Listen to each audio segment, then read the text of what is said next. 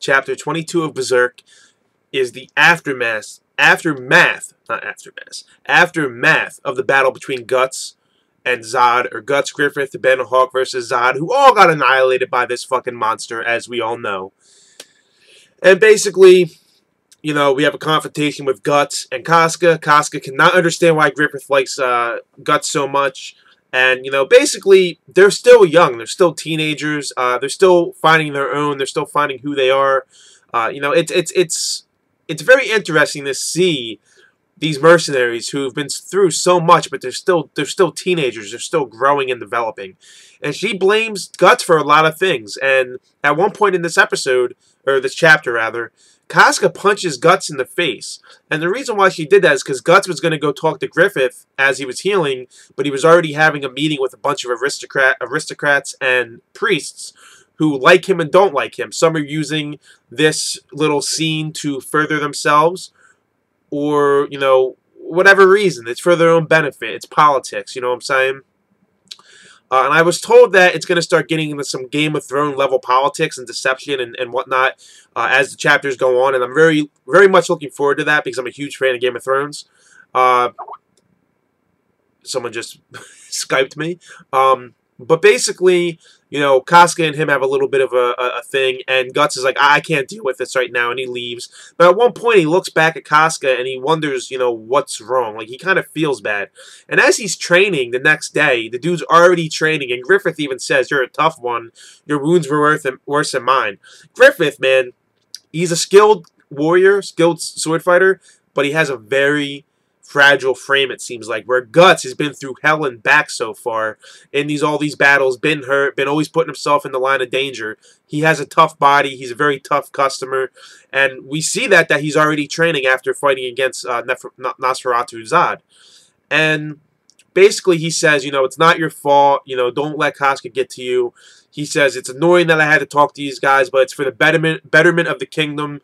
And he's like looking up, and he seems to be like, for the betterment of the kingdom, but he's obviously trying to get farther into the kingdom so he can rule his own country someday.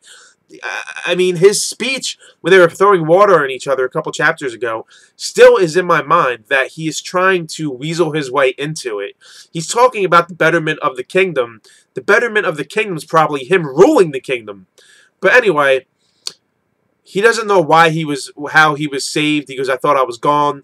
He blacked out, and Guts tells him that necklace, the Bale, is the thing that scared Zodd off. And it was funny because what's his name was like, I have to thank that gypsy lady because now this thing scares away demons. And what's amazing about it is, even though they just faced down death, and which is what really is amazing to me for Griffith, even though he just faced down death, a beast, he's not scared or anything. He actually is happy because it proves to him that there's things in this world of extraordinary power, things in this world that they still don't understand or haven't met yet. It makes you question if there really is a God. It makes you question if there's really a devil or if it's the same thing. Because if a demon like that can exist, then why can't a God or higher powers exist? And that's what Griffith was kind of getting at. And I thought that was pretty interesting. And, you know, Guts don't even give a fuck about that. He's just like, why'd you come back to save me? He goes, a few years ago you said I was a good soldier. That's why you came back to rescue me. He goes, but any rational person like yourself would have left me behind at the hands of Zodd. Why did you come save me? And he goes, you're still stuck on that, Guts? He's like basically telling him, do I truly need a reason to come help a friend? Is what he kind of says. He says, a reason to help you for me? Do I need a reason for that? You know, he didn't call him a friend, but it's almost like he's trying to say that he is a friend in some kind of way. Or, you know, why do I really need a reason? You know, basically, don't worry about why I came back to save you. Just accept it. You know what I mean? Griffith is a very unique and very mysterious character.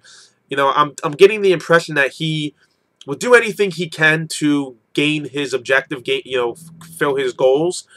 But when he talks to Guts, it seems like he's very friendly with him. They're actually friends. He's just not using Guts as a tool.